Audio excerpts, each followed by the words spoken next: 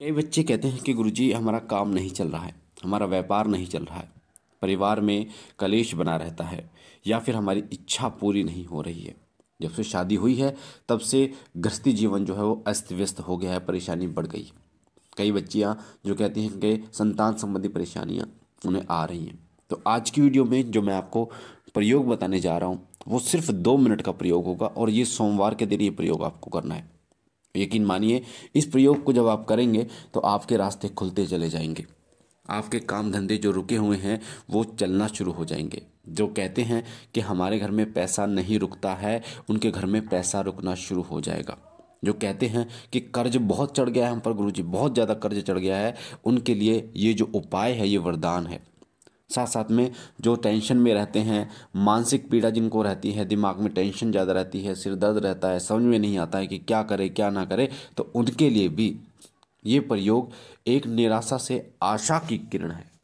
जिनके घर में आपसी कलेश चल रहा है, आपसी मतभेद चल रहा है, उनके लिए ये प्रयोग जो है वो बहुत सुंदर है और उनके घर के जो आपसी कलह हैं उनमें ये मधुरता लाता है। साथ ही जो बच्चे डिसीजन नहीं ले पाते, निर्णय समय पर नहीं ले पाते, गलत निर्णय ले लेते हैं, उनके लिए भी ये उपाय वरदान है। आपकी कोई इच्छा है जो काफ़ी दिन हो चुके हैं पर पूरी नहीं हो रही है, आपने अपने मन में वो इच्छा अपने भगवान से, अपने इष्ट से बोली है, कई बार अरदास लगाई है पर फिर भी वो पूरी नहीं हो रही, तो आप इस 2 मिनट के प्रयोग को जो सिर्फ सोमवार के दिन आपको करना है, 100% आपकी इच्छा पूरी होगी।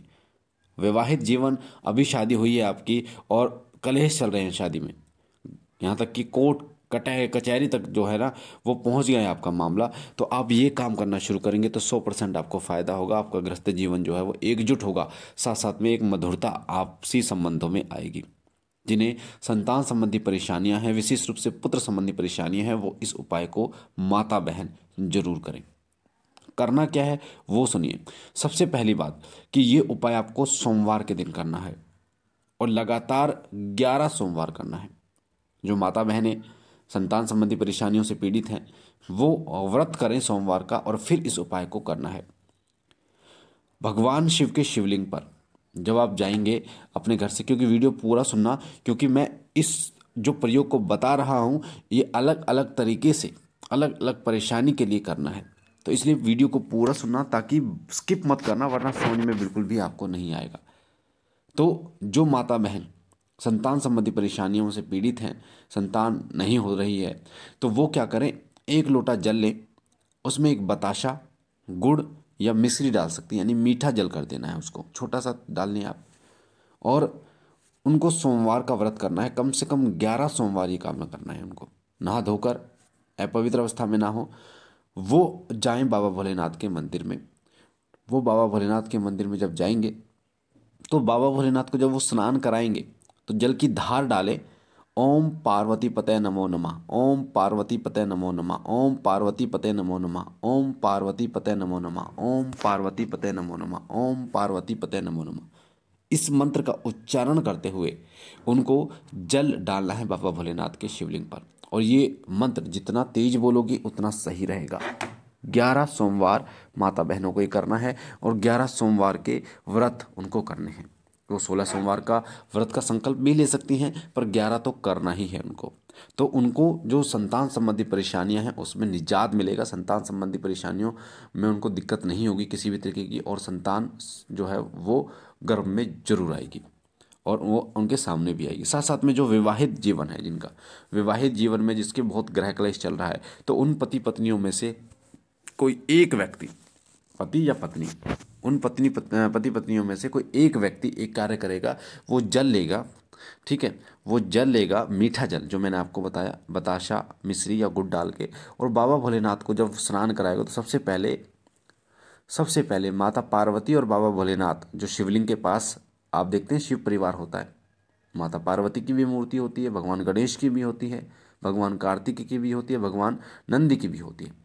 तो भगवान शिव शंकर के भोलेनाथ के शिवलिंग और माँ पार्वती का गठबंधन करेगा 7 बार, यानी 7 बार उनके चारों तरफ कलावा लपेटेंगे।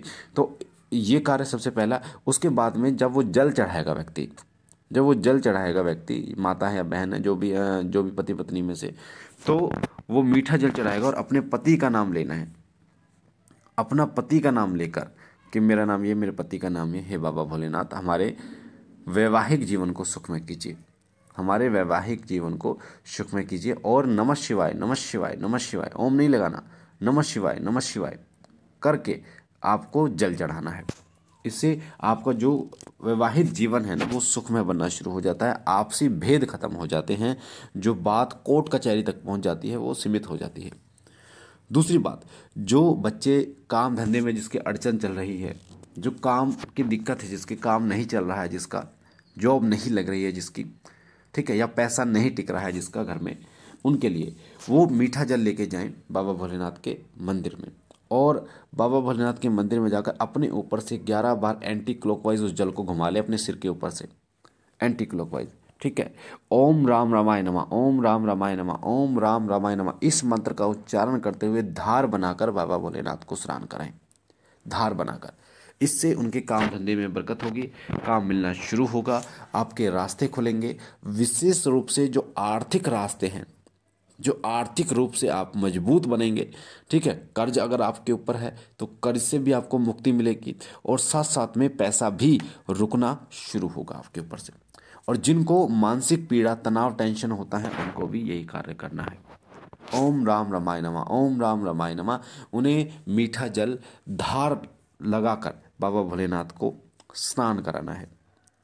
जिनके परिवार में मधुरता नहीं है, आपसी कलह बना रहता है, जिनके परिवार के लोग जो हैं वो अलग अलग सोचते हैं, अलग अलग उनकी दिशा जाती है, वो एक दूसरे की बात नहीं मानते हैं, घर का मुखिया उसकी बात नहीं मानते हैं, तो उन्हें क्या करना है, उस परिवार का कोई एक व्यक्ति अपने घर से मीठा जल अपने घर से लेके जाना है, पूरे घर में घुमाना है एंटी क्लॉकवाइज, और बाबा भोलेनाथ के मंदिर में आकर ओम नमः शिवाय, ओम नमः शिवाय, ओम नमः शिवाय, ओम नमः शिवाय, ओम नमः शिवाय करके वो बाबा भोलेनाथ को स्नान करा देना है, बाबा भोलेनाथ को स्नान करा देना है। और 11, मैंने आपको बताया 11 सोमवार ये कार्य करना है। आपको तीसरे सोमवार से फ़र्क बहुत ज़बरदस्त दिखना शुरू होगा, इतना ज़बरदस्त दिखना शुरू होगा कि आपके जो आप चाहते हो ना, जो आपकी इच्छा है वो पूरी होनी शुरू हो जाएगी। ये आपको स्वयं देखने को मिलेगा, ये मेरा स्वयं का अनुभव है।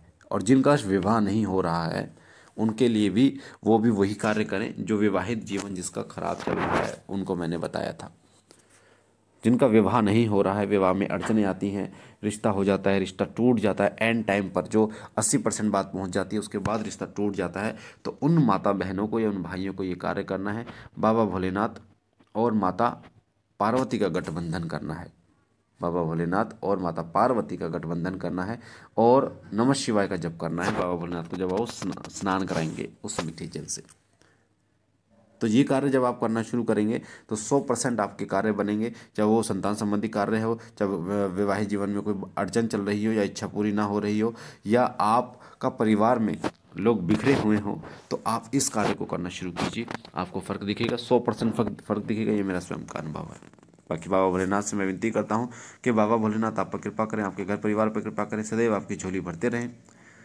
अगर आप शिव कृपा चैनल पर पहली बार हैं तो आपके सीधे हाथ पे जो लाल कलर का बटन है सब्सक्राइब का, उसे दबाकर चैनल को सब्सक्राइब कीजिए, साथ ही बेल आइकन घंटे के निशान को दबाइए, ताकि शिव कृपा परिवार से आप जुड़े रहें और बाबा भोलेनाथ की ऐसी जानकारियाँ आपको मिलती रहें। साथ साथ में बाबा भोलेनाथ के मंदिर के लिए आप सहयोग कर सकते हैं अपनी इच्छा अनुसार। बाबा का मंदिर बहुत जल्दी बने, और दोपहर 1 बजे और रात को 8 बजे मैं लाइव आता हूँ। जो पूछना है आप पूछ सकते हैं अपने प्रश्नों के उत्तर। हम मिलते एक नई जानकारी के साथ, तब तक के लिए ओम नमः शिवाय, ओम नमः शिवाय, ओम